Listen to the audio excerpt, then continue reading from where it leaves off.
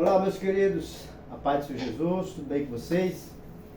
Vamos dar início à nossa pré-aula da Escola Bíblica Dominical, lição da Betel, a lição de número 7, do próximo domingo, dia 12 de novembro de 2023. O tema diz o seguinte: o verdadeiro discípulo reconhece que sua segurança vem de Deus. O texto áureo diz assim, está lá em 2 Timóteo, capítulo 1, versículo 7. Porque Deus não nos deu espírito de temor, mas de fortaleza, de amor e de moderação. Olha só que lindo. Já começa forte essa lição, hein? Lição número 7, muito boa. Vamos para a introdução. A introdução, logo no início da introdução, diz assim: Jeremias era muito jovem quando foi chamado ao ministério. Lá no primeiro tópico diz que Deus capacita. Já diz Deus capacita. Aí ele fala que o Jeremias expôs sua juventude,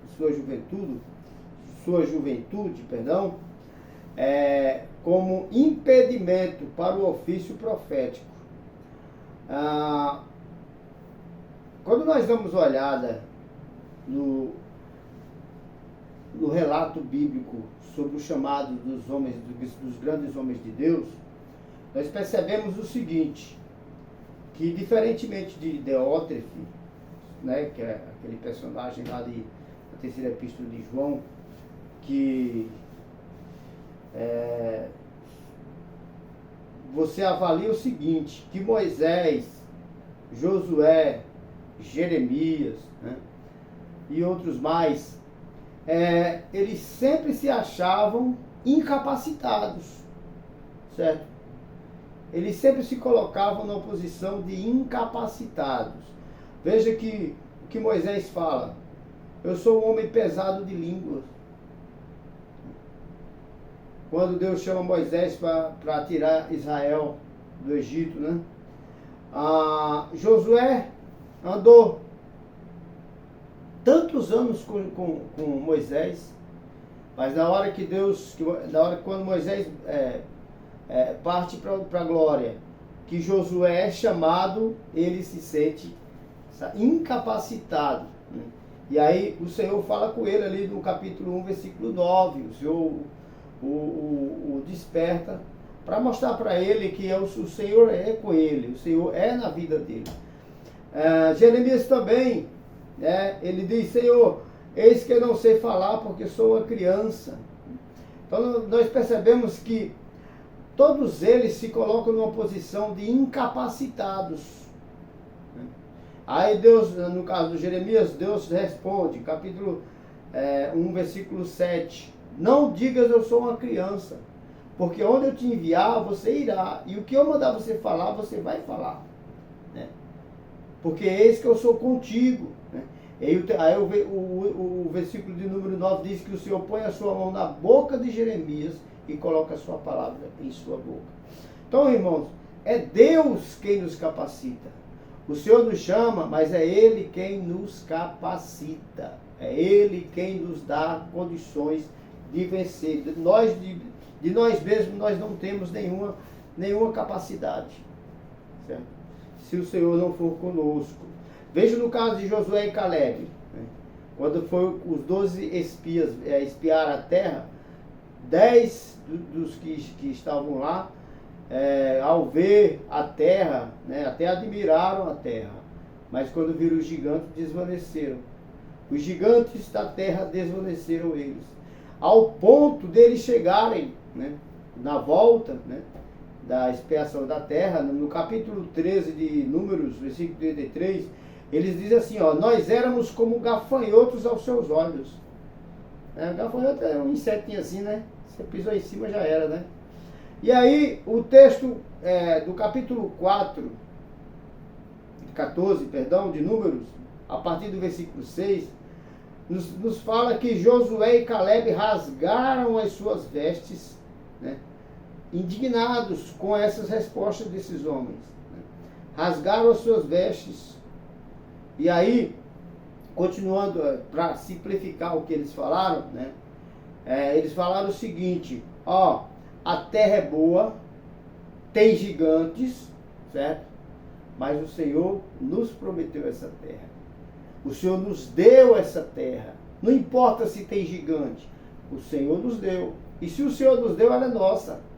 Então, Josué e Caleb fizeram a diferença porque eles perceberam, que é Deus quem faz a diferença em nosso chamado. É Deus quem nos dá os dons e talento, é Deus que nos capacita para que nós possamos vencer, né, essa peleja. Tópico 1.2, aliás, tópico 1.2, tópico 1.1, né, perdão. Diz assim, ó: Deus não mima, forma.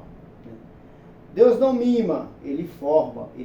Ele não mima ninguém, Ele dá forma, né? Quando Paulo fala lá, o texto, né, o texto aqui fala assim, ó: uma pessoa mimada será fraca, vulnerável e prejudicial à obra de Deus, que é repleta de desafios. Aí ele coloca aqui 1 Coríntios 16, versículo 9, onde Paulo fala, né, sobre uma porta, né, lá em Éfeso, na cidade de Éfeso, né? Ele disse, ó: uma porta grande e eficaz se me abriu, mas são muitos os adversários. Ele está olhando, ele está enviando essa carta para os coríntios e comunicando que Deus abriu uma grande porta para a evangelização ali onde ele estava, né? Só que aquelas terras ali de Éfeso eram uma terra de muita superstição e idolatria, certo? E em cima disso aí, ele conseguiu adquirir muitos inimigos. Mas Paulo, ele sabe que as adversidades, elas eram motivos para, não são motivos para a gente desistir. As adversidades é o contrário, são motivos para a gente ir para cima, entendeu? Pelejar, lutar, entendeu? O Salmo 127, ele diz o seguinte: se o Senhor não edificar a casa, em vão trabalhos que a edificam. Se o Senhor não guardar a cidade, em vão vigia o sentinela. Então é Deus que está no comando, é o Senhor que está no controle, é Ele quem guarda, é Ele quem edifica. Nós somos só instrumentos, irmãos. Entendeu? Então, o Deus que nos chamou é o Deus que nos capacita. Tópico 1.2, né? Diz assim, ó: José sonhou que governaria, mas ao contar seu sonho aos irmãos, foi ridicularizado e desprezado por eles. Certo? E aí, o que acontece? José, os irmãos tinham tanta raiva dos sonhos de José, que lançaram ele numa cova, venderam ele para os egípcios como um escravo, né? Ele sofreu demais, irmãos. Ele foi preso. No Egito ele sofreu muito. Só que Deus era com ele. E ele acabou se tornando o governador do Egito. A Bíblia nos diz, irmãos, em Romanos 8,32, que aquele que nem mesmo seu próprio filho poupou. Deus não poupou nem seu próprio filho, nosso Senhor Jesus Cristo. A palavra poupar aqui quer dizer guardar, proteger. Da mesma forma foi com José. Deus permitiu todas aquelas lutas na vida de José para estruturá-lo, porque lá na frente ele iria abraçar uma grande responsabilidade. E ele tinha que passar por aqueles processos para que ele tivesse capacitação para administrar aquilo que Deus iria colocar em suas mãos. Porque, como eu sempre falo, o nosso crescimento espiritual, ele é cultivado no pomar das tribulações, certo? No pomar das tribulações, certo?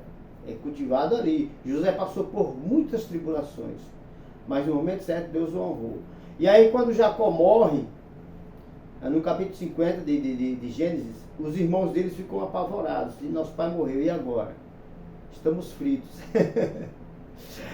José agora vai nos matar, né?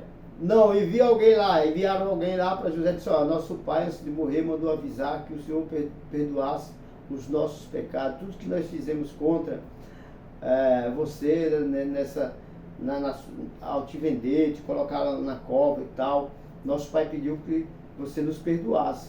E aí e eles foram lá, se ajoelharam aos pés de José e disseram, ó, e nós estamos aqui para que você nos receba como os seus escravos. José, a Bíblia diz que José chorou. E José olha para ele e diz, por acaso eu estou no lugar de Deus para tomar tal atitude? Não. Tudo que aconteceu foi Deus que permitiu, entendeu? Para que nós chegássemos aonde nós chegamos hoje, certo? Tudo foi permissão de Deus. Então José, ele conhecia o trabalhar de Deus. Ele sabia que as tribulações na vida dele não era para destruí-lo, mas era para lhe dar estrutura para que ele pudesse futuramente ter condições de administrar aquilo que Deus colocou em suas mãos.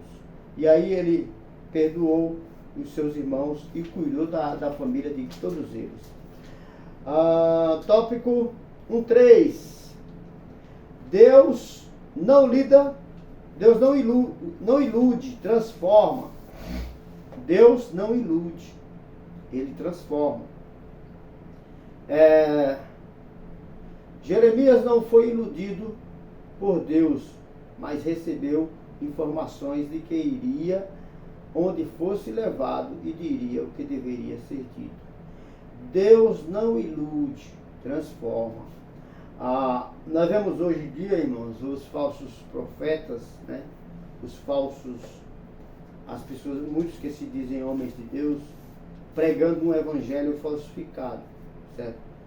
E você não vê mudança de vida, porque as pessoas, ao invés de se converterem, elas se tornam mais ambiciosas, porque a pregação que lhes é feita é pregação de prosperidade, entendeu?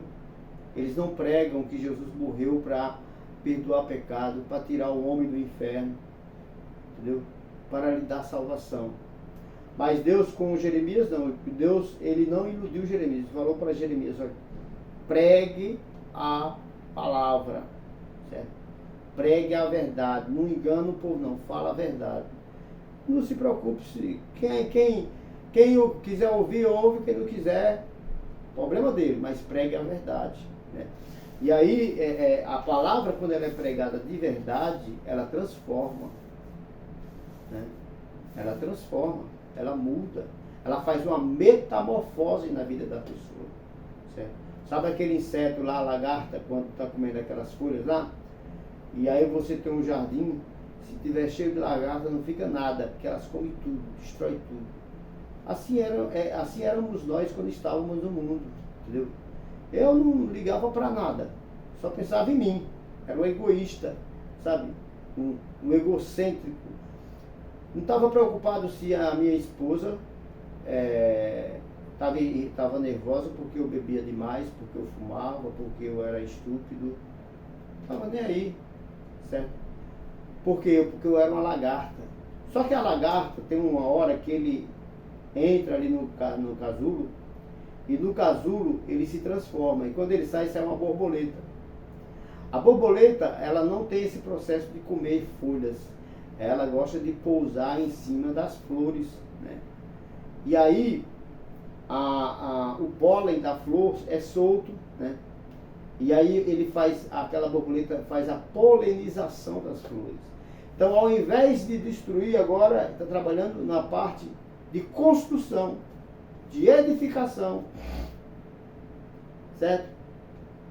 É isso que Deus faz com a gente. Ele inverte, né? Aquilo que era antes para destruir, hoje serve para edificar, entendeu? Então, Deus, ele não ilude, ele transforma com a verdade. Tópico 2, juventude e maturidade. O tópico 2.1 diz assim, não ser neófito. O termo neófito significa uma planta jovem, exuberante, exuberantemente verde, denotando falta de amadurecimento. Paulo diz que o líder não deve ser neófito, 1 Timóteo 3,6. Neófito aqui, irmãos, está falando do novo convertido, a pessoa que acabou de se converter, não tem muito conhecimento bíblico, não tem estrutura. Mas no caso de Timóteo, Timóteo não era neófito. Né? Neófito. Timóteo, apesar de ser jovem, né, ele era já um jovem bem amadurecido, só que ele tinha muito ainda o que aprender. Né? Ele ainda tinha muito o que aprender. E aí, por isso que Paulo ele fala no versículo 12, né? Não despreze a tua juventude, né? Mas seja o exemplo dos fiéis. Não despreze a sua juventude, mas seja o exemplo dos fiéis. Continue sendo jovem, né? Porque tem jovem que se fecha quando se converte. Não. Aproveita, junta aí a mocidade da igreja, vamos passear, vamos para a praça, vamos, entendeu? Aproveita que você é jovem. É isso que Paulo está dizendo. Né? Não despreze a tua juventude, a tua mocidade, mas seja o exemplo dos fiéis. Mas continua firme na presença de Deus. Não aceite pornografia, não aceite, sabe? Porque tem aqueles que se dizem cristãos, mas quando alguém solta uma piadinha imoral, ele fica rindo, entendeu? Fica aceitando, né? E até volta com outra piada, certo? Não aceite não, meu irmão. Fecha a cara e olhe para ele e diga, olha, me respeite porque eu sou cristão, eu sou crente em Jesus Cristo, eu te respeito, eu exijo respeito, entendeu? E aí a pessoa pode até ficar com raiva na hora, depois passa e ela vai te respeitar, porque você não deu espaço para ela, entendeu? Porque é assim que o mundo quer te ver, sabe? Ele é jovem, está na igreja, mas ele, se você mostrar um vídeo aqui sensual aqui, ele vai assistir. Não caia nessa, meu irmão, não caia nessa. Qual é o diferencial aqui de Timóteo, dos outros jovens? Paulo fala aqui, ele era o exemplo dos fiéis. O que é o exemplo dos fiéis? É que ele era obediente, certo? Era obediente, certo? Continuando aqui, tópico 2.2, ter responsabilidade e excelência. O apóstolo Paulo ensina, e tudo quanto fizer, fazei-o de todo o coração, como ao Senhor e não aos homens. Colossenses 3:23. Então, essa questão de ter responsabilidade e excelência, né? Quem faz isso, faz com singeleza de coração. Certo? Quem faz as coisas para Deus, faz com singeleza de coração e despretensiosamente, sem querer nada em troca. Sabe por quê? Porque ele é igual àquela mulher lá, né? De Lucas 7, que Simão, o escriba, né? Convidou Jesus para ir na casa dele. E aquela mulher entra na casa e ela se abaixa aos pés de Jesus. E ela chora nos pés de Jesus. Ela beija os pés de Jesus. Seca os pés de Jesus com seus próprios cabelos, né? Unge os pés de Jesus com azeite, com perfume, aliás, né? E aí aquele escriba, né, por nome de Simão, ele olha para Jesus e diz, se ele soubesse quem é essa mulher aí, ele não deixava ela fazer isso, ele já tinha expulsado ela daqui. E Jesus, sabendo do coração daquele homem, né, do pensamento daquele homem, Jesus disse, Simão, deixa eu te contar uma coisa. Eu cheguei aqui, tinha um homem que tinha 2 empregados e os 2 deviam para ele. Um devia 500 e o outro devia 50. Né? E eles não podiam pagar, mas o patrão perdoou os 2. Qual que ficou mais grato, mais agradecido? Aí ele falou, com certeza o que devia 500, né? Aí ele disse, disseste bem. Eu cheguei na sua casa, você não lavou meus pés. Essa mulher não para de lavar meus pés com suas lágrimas. Eu cheguei na sua casa, você não me deu o ósculo santo, que era o beijo, né? Que é na cultura judaica, quando você recebe uma pessoa em casa, aquele beijo, né? É como se fosse pegar na mão, na nossa cultura. Mas essa mulher não para de beijar os meus pés. Entendeu? Então, Jesus quis provar para aquele homem que quanto mais se é perdoado, mais grata a pessoa se torna. É por isso que quando um traficante ou alguém que era uma pessoa perversa se converte, ela se torna mais crente, mais fiel do que as demais pessoas. Porque ela foi perdoada mais. Entendeu? Então, e aí tudo que ela faz com amor, ela faz com excelência, ela faz sem pretensão de querer nada em troca. Pelo contrário, quanto mais ela faz, mais ela pensa o seguinte: eu não fiz nada. Porque ela analisa o seguinte: mais Jesus fez por mim. Ele perdoou os meus pecados, que era para mim ir para o inferno. Mas ele morreu na cruz, derramou o seu sangue e perdoou os meus pecados. Por mais que eu faça, eu não fiz nada. Entendeu? Então essa história de não, a salvação é pelas obras. Não. Você não é salvo pelas obras. É o contrário. Entendeu? As obras é fruto da salvação. Entendeu? Eu não faço as obras para ser salvo. Entendeu? Eu faço as obras porque eu sou salvo. E mesmo assim faço como se não fosse nada. Porque por mais que eu faça, não vai chegar. Não vai. Sabe? O que Jesus fez por mim foi demais. Entendeu? Eu não vou conseguir pagar o que ele fez por mim. Certo? Então, temos que fazer para Cristo, com amor, com excelência e despretensiosamente, sem querer nada em troca, porque ele nos deu tudo. Ou seja, a nossa obra, na obra de Deus, as nossas atitudes são atitudes, serviços de gratidão. Certo? 2:3, dar bom testemunho. Timóteo dava bom testemunho como verdadeiro discípulo de Cristo. Atos 16:2.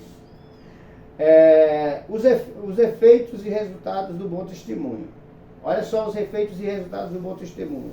1 Timóteo 4:16, Paulo diz assim, a Timóteo: tem cuidado de ti mesmo e da doutrina, persevera nessas coisas, porque fazendo isso, salvarás tanto a ti mesmo quanto os que te ouvem. O que é que Paulo está querendo dizer com essas palavras? Tem cuidado de ti mesmo e da doutrina, ou seja, tem cuidado, dá um bom testemunho, olha como você anda, olha o que você fala, olha o que você faz. Seja um cristão de verdade, para que as pessoas vejam em você que você realmente não é um hipócrita, que você vive aquilo que você prega. Entendeu? Então tem cuidado de ti mesmo e da doutrina. Pregue a palavra da forma que ela é. Não fica enfeitando o pavão, não.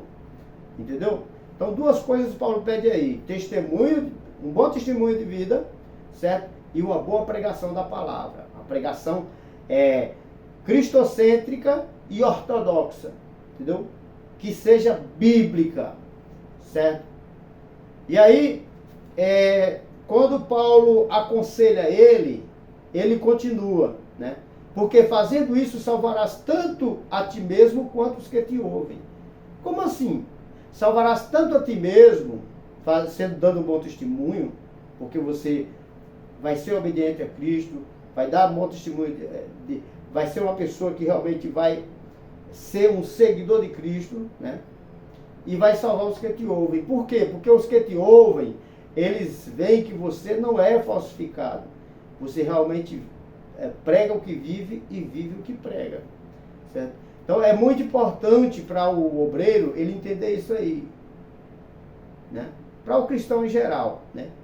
Que o testemunho é tudo. A gente não prega só com palavras. O nosso testemunho fala mais alto do que as nossas palavras. A forma que eu falo, a forma que eu me visto, a forma como eu recebo as pessoas, a forma como eu me comporto em público, tudo isso aí conta. Tudo isso aí conta.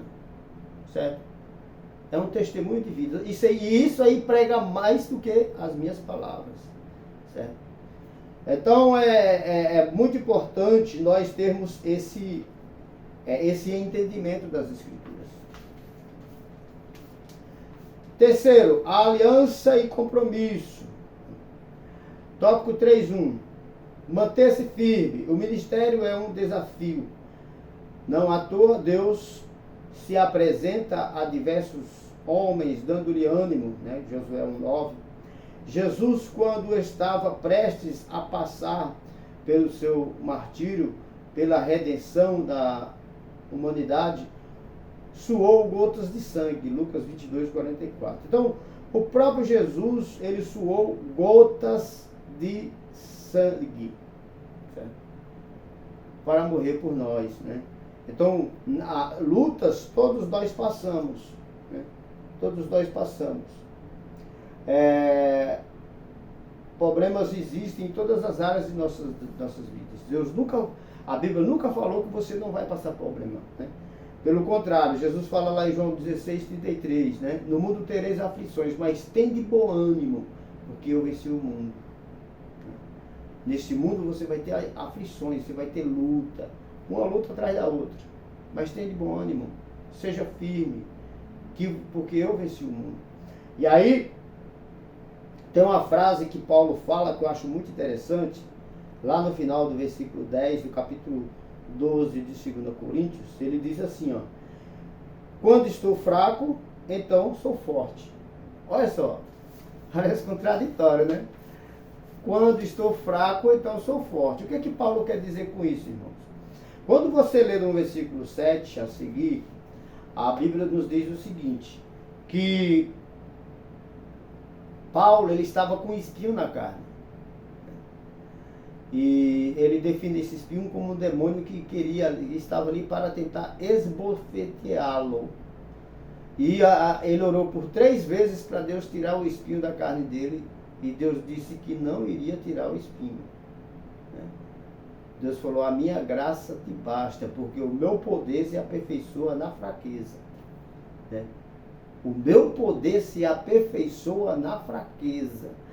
Paulo entendeu o seguinte: na minha fraqueza é que o poder de Deus se aperfeiçoa. Por quê? Porque é na minha fraqueza, certo? Fraqueza aqui está falando de problemas, dificuldades, porque nós ficamos fracos, nós ficamos desanimados, né? É na minha fraqueza que eu vou orar, é na minha fraqueza que eu vou jejuar, é na minha fraqueza que eu vou buscar a Deus. Por isso que ele fala: quando estou fraco, então eu sou forte, certo? Porque são nas fraquezas, são nas tribulações, nas lutas que nós buscamos ao Senhor, certo? É bom nós aprendermos isso para que nós possamos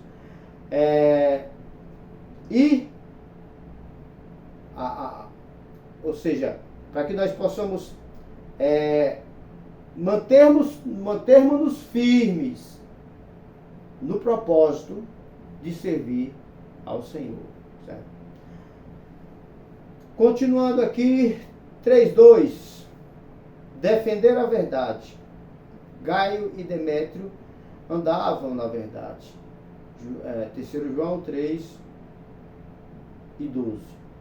Jeremias foi fiel ao Senhor e à mensagem que transmitia, mesmo em um tempo de crise, no qual muitos profetas mentirosos anunciavam uma mensagem diferente, né? Então, essa questão de defender a verdade, ela é muito importante, irmãos, porque a mentira, ela tem perna curta. Nós temos que defender a verdade e não ficar com mentiras, enganando o povo, né? Tem muita gente por aí que se dizem profetas, se dizem pregadores, se dizem pastores, né? E estão pregando mentira, porque estão tirando o foco das Escrituras, que é a salvação. A morte de Cristo, ela foi para a salvação de vidas. Jesus não morreu na cruz para me dar carro novo. Jesus não morreu na cruz para me dar casa nova. Jesus não morreu na cruz para me dar saúde. Jesus não morreu na cruz para me dar prosperidade. Jesus morreu na cruz para tirar a minha alma do inferno. Entendeu?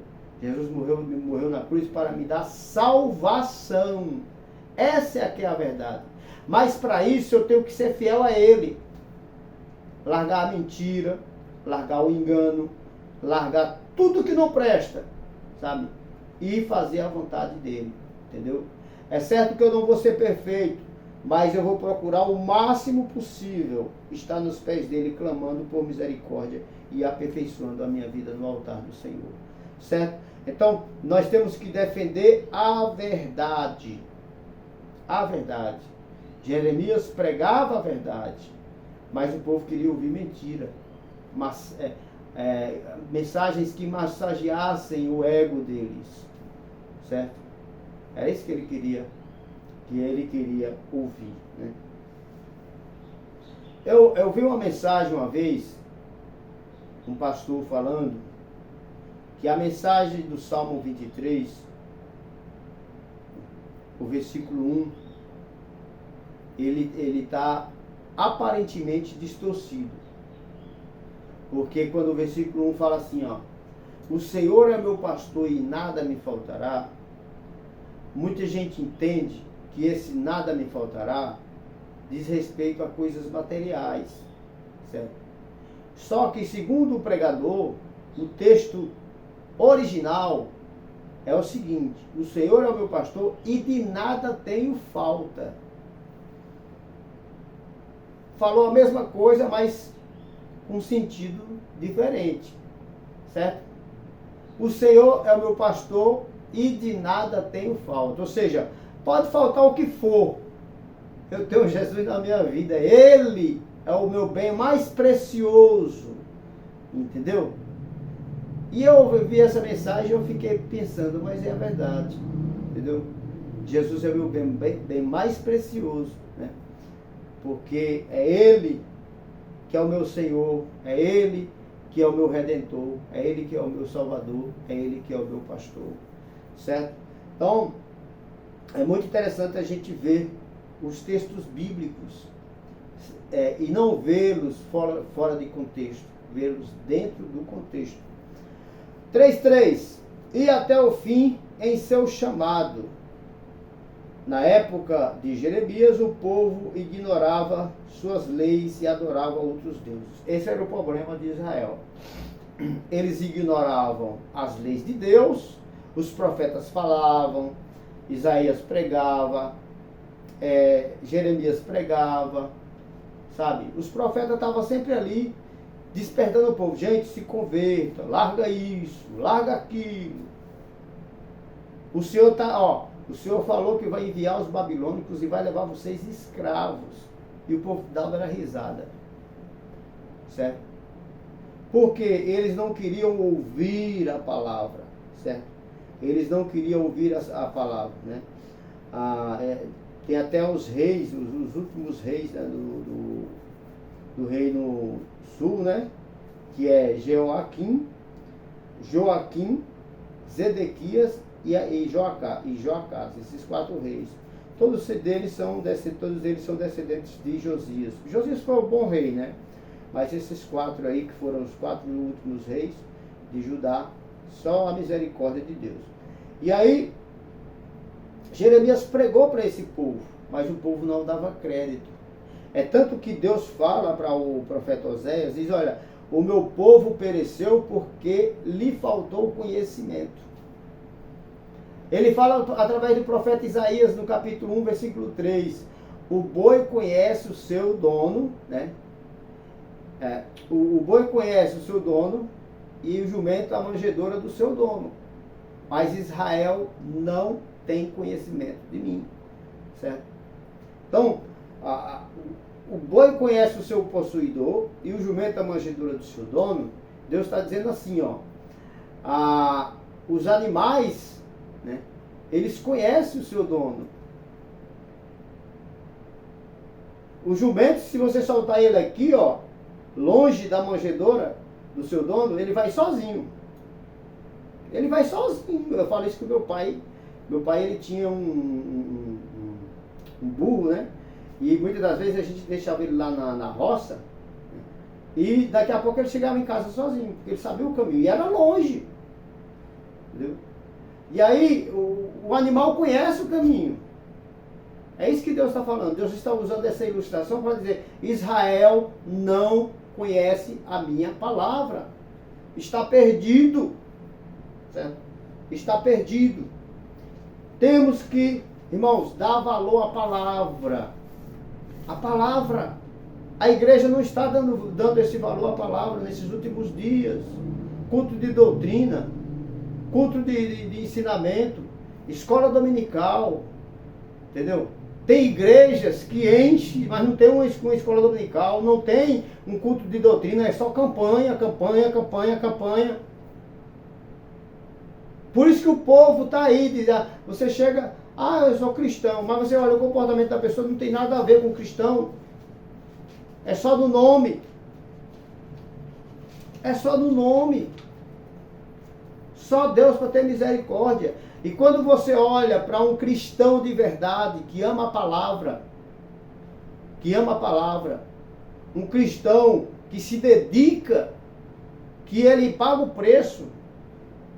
Eu trabalhei um pouquinho hoje, eu estou cansado, não vou. Ele diz, não, mas eu vou para a igreja, ouvir a palavra de Deus. Porque eu estou precisando. E ele chama a esposa e vai. Você pode perceber, irmãos, que a vida desse casal é diferenciada. Porque eles valorizam a palavra de Deus. Certo? Vamos para a escola dominical. Estou cansado. Não, vamos cuidar. Tudo na vida é difícil, irmãos. Até para você buscar o conhecimento não é fácil. Você pensa que é fácil para mim estudar, para dar uma aula dessa aqui? Eu fico desmaiado, tem dia aqui que eu fico desmaiando em cima dos livros, tanto sono. Mas eu tenho que fazer porque a minha vida espiritual é prioridade. É prioridade. Entendeu? E a palavra de Deus é o único alimento para a minha alma. Não existe outro. É o único meio, o único método que existe para organizar a minha vida conjugal, a minha vida financeira, a minha vida profissional e a minha vida ministerial. Então valorize a palavra de Deus e você vai crer e vai acreditar que Deus é a tua única segurança. Entendeu? A única segurança que você tem é Deus. Mas você só vai saber disso se você estudar a palavra de Deus. Amém? Que Deus os abençoe. Fiquem todos na paz do Senhor e até a próxima aula. Um abraço.